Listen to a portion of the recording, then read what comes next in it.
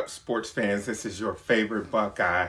And what I like to bring to your attention is what we like to call honest journalism. And so let me turn your attention to the thing that's been the talk of the town is Ohio State not being the supreme champions that we are.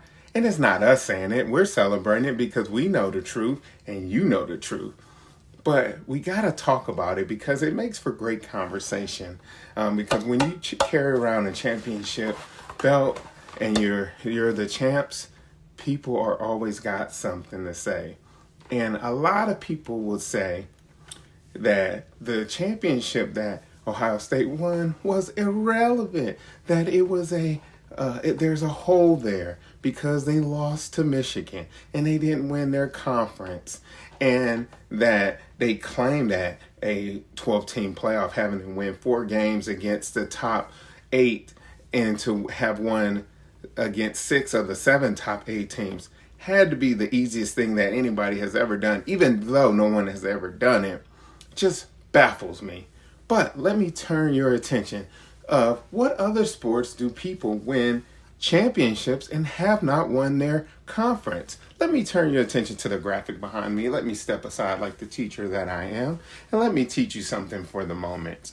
Let me bring that to your attention because it's never brought up in the NCAA, only in college football, particularly when it comes to Ohio State. It's when people like to move the goalposts. But let me bring your attention to this graphic here. As a teacher that I am, I step aside so you can see it.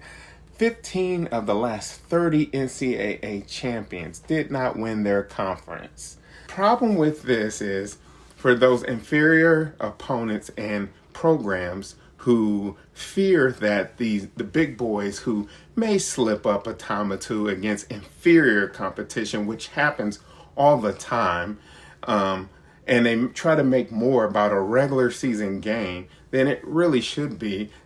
They fear that will no longer be a thing to hold a great team back. They fear that something that I know as an Ohio State fan is that all we need is a chance to get in. If we can get in, I always believe, and Ohio State always believes we can win. So that makes a lot of people afraid of what's to come.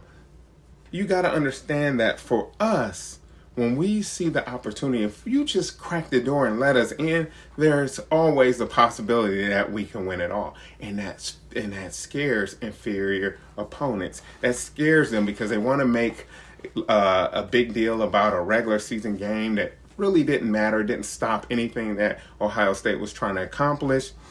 They had some of them to start narratives stating that beating 6 of the 7 top 8 teams within the year is not a big deal. It's easy. Everybody does it, even though no one else has ever done it in the history of the sport. So that's all disingenuous fodder. And so I wanted to bring to your attention facts, because facts are the only thing that stands. So continuing the conversation, as we can see that in other sports, you have champions who lose their conference and still win the national championship, and it's never talked about. They even lose to their rivals, and it's never talked about. They only want to make a big deal about things like that when it's in Ohio State involved, because we always know that it's Ohio against the world. We wear that with honor. We know that that's the case, and we accept that. The best part of the new format and why things, I'm glad, have changed is because it makes irrelevant games irrelevant. It makes irrelevant things irrelevant. Let me just bring your attention to something that happened since 2000. So Ohio State has been dominating the program Michigan since 2000. We have a 7-game win streak, and we also have an 8-game win streak. And all of that took place prior to 2021. So from 2000 to 2021, absolutely dominated that program.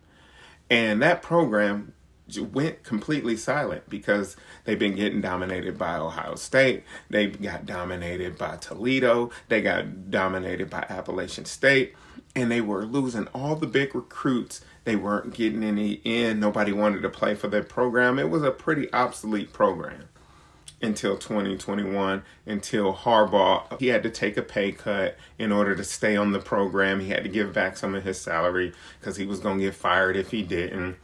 All of that happened in order to bring Michigan back from the dead, which during that time, the rivalry was dead. So it was dead. Michigan never talked about us. We never heard about it. It was so bad that the actual NCAA in its entirety said the Big Ten was weak, said Ohio State beat up on everybody, and they need to go to a new conference. They need to disband the Big Ten. All these things were was part of the narrative about Ohio State. And so now that they started winning again and starting in 2021, all of a sudden the rivalry mattered. It didn't matter prior to 2021. They actually forfeited in 2020 to prevent taking a ninth straight loss, which would have been a record-setting consecutive losses for Michigan against Ohio State. They didn't want that. So they forfeited, which I understand. Forfeit when you're scared. When you're scared, just leave. I understand that.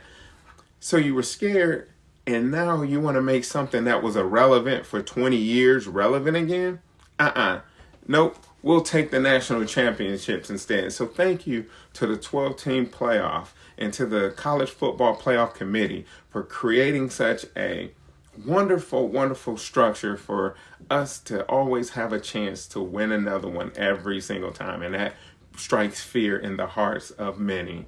So I am blessed. I'm thankful for this, and I look forward to seeing Ohio State win more championships.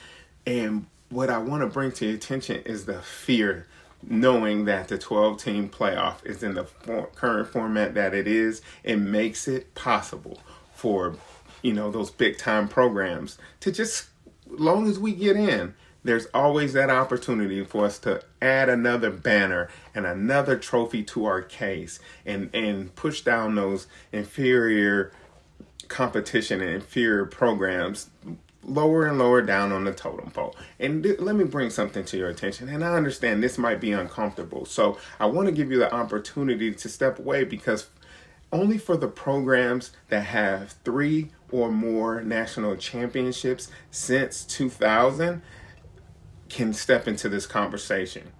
Other programs can't actually step into this conversation. So if your program hasn't won at least 3 national championships since 2000, then please just step aside and let the big boys handle this conversation. And I just like to thank absolutely no one. I would like to thank absolutely no one, but Ohio State, because Ohio State is the greatest program there is in college football. They're the greatest there is, there was, and there ever will be.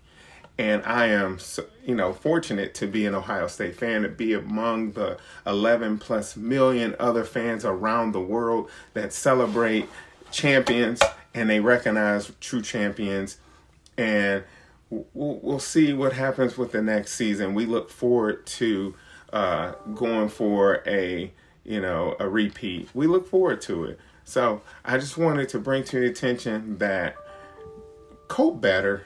Just try to find a way to cope better with the truth. I know they say that in therapy it's good to cry. And it's good to cry to help you get over things better. It helps you cope faster. But do us a favor and just cope a little quieter, please.